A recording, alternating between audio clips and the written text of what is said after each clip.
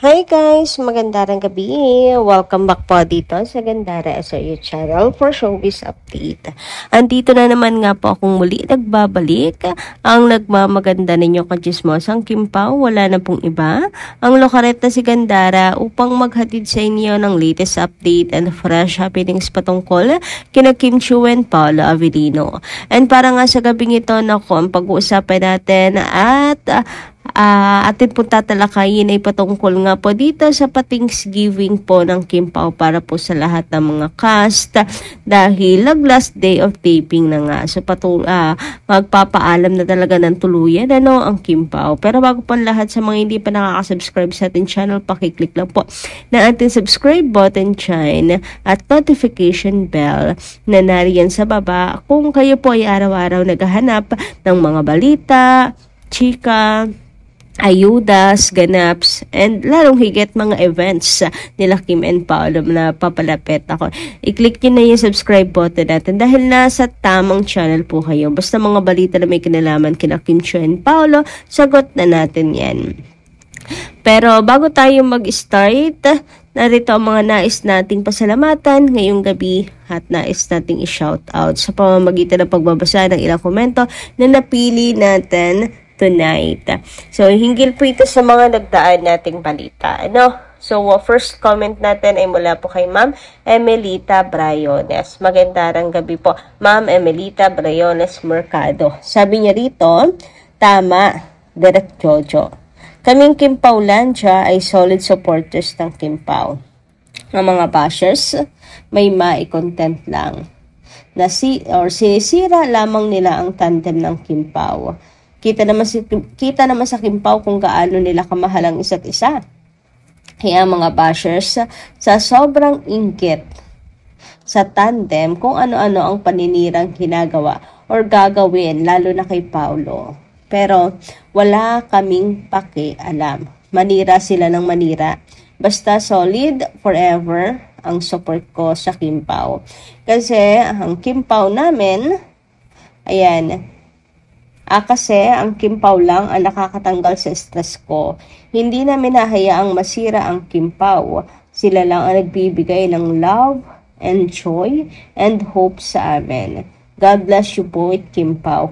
Tema po yan ng Kim Pao, no? Yun yung nire-represent ng Kim Pao sa sa Christmas Station ID.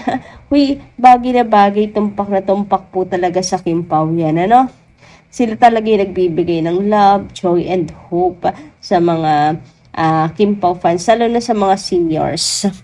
Tanggal stress sa kanila. Dami ko nababasa na ang laki ng naging papel ng Kim Pao sa kanilang buhay.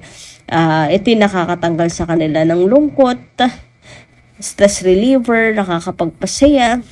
Diba? Siyempre kapag matanda ng hirap lalo na kapag mag-isa ka na. Talagang ramdam mo na mag-isa ka na sa mundo. Siyempre, yung mga anak naman natin kasama sa buhay ay may kanya-kanya naman ng buhay. Diba? Swerte nyo kung kasama nyo pa rin ang inyong loved ones. But usually talagang ito yung kinakaharap in reality ng mga ka-seniors, hindi pa naman ako senior, ng mga ka-Kim Pao natin. So, malaki talaga ang papel na nagagampanan nila Kim and Paolo. And isa rin yan sa kinatutuwa ng Kim Pao na grabe. So, they are thankful for the support. Hindi nila alam nakakapagbigay na pala sila ng liwanag, ng saya sa buhay ng mga tao. In short, they really don't know na ganun pala yung impact nila sa mga tao. At napaka-humble din talaga nila Kim and Paolo. Kaya naman talagang sulit din yung pagsuporta sa kanila. Anyway, mula naman kay Ma'am Juanita Reyes, maganda rin gabi po sa inyo. Alam ko sa mga Kim Pao, walang susuko sa pagsuporta sa kanila. Alam ko na ang Diyos ang laging sasaalalay sa Kim Pao. Basta walang ginagawang masama ang Kim Pao. Kaya laging binibiyayaan ng Diyos. At lahat ng ginagawa ng mga tao na yan, kina Kim Pao, babalik sa mga tao.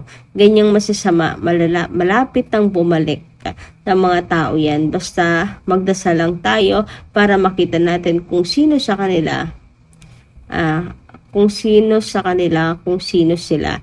O ayan, medyo magulo Ma'am Juanita Reyes, no? But anyway, ayun, siguro ang nasa iparating dito, karma. Yan, yung mga ginagawa nila sa Kimpaw, malapit din naman ng bumalik yan sa kanila, no? Meron po yung balik anumang pong paraan. Yan, siguro yung mga problema dumaraan sa kanila, for sure meron na yan meron na pong karma yan, and if it's karma hits, talagang hindi nila kakayanin kasi lahat naman po ay may kapalit. Kung ang binabato mo ay masama sa kapwa mo, ay masama din yung babalik sa'yo, maaring doble or triple pa. 'Di ba? Yung sakit at sama na babalik sa'yo. So, karma is real.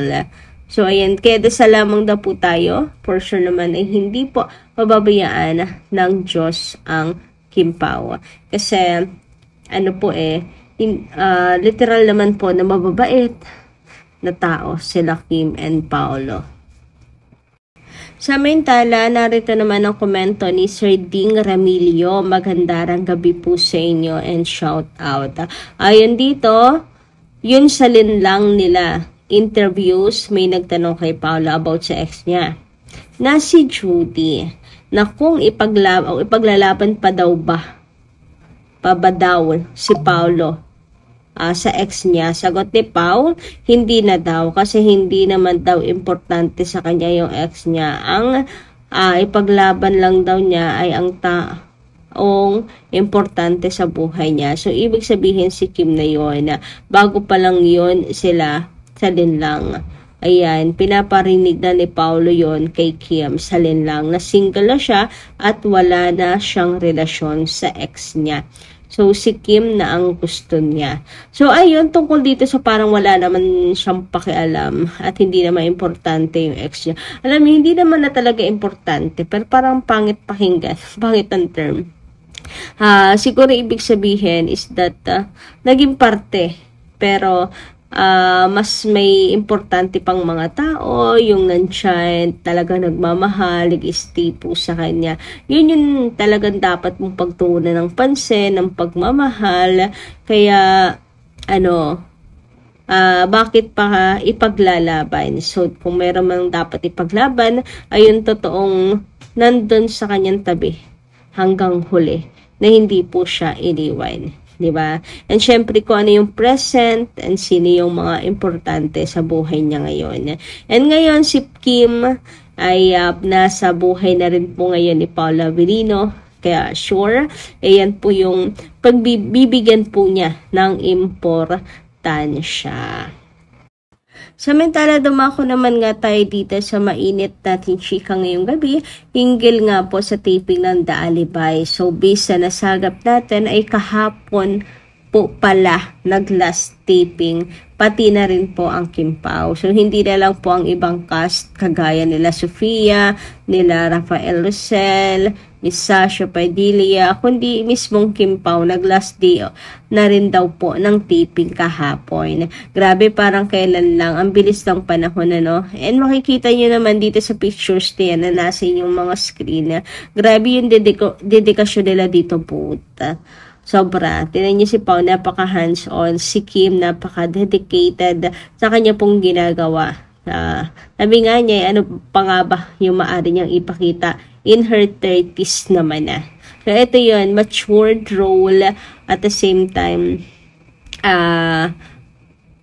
another experience for her. 'Di ba? So, ayun nga, open naman si Kim na buksan ang kanyang pintuan para sa iba pang mga roles. Kaya, ganyan po ka-professional si Kim. Yan. Willing po siya na matuto pa. Anyway, ayun, dahil nga last taping na daw po ng Kimpaw, nagpa-Thanksgiving daw po. Based lang naman sa nasagap natin, chika. Nagpa-Thanksgiving po ang Kimpaw sa mga cast. Hoy, grabe, parang finale na po talaga. No, can't wait medyo marami-rami pa tayong theories na mabubuo. Sasakit yung utak natin bago pa natin mahulaan sino ang tunay na may sala. But ngayon pa lang namimiss na po agad natin yung tippings nila. Hope na may another project nga po ulit na dumating po para sa Kimpaw.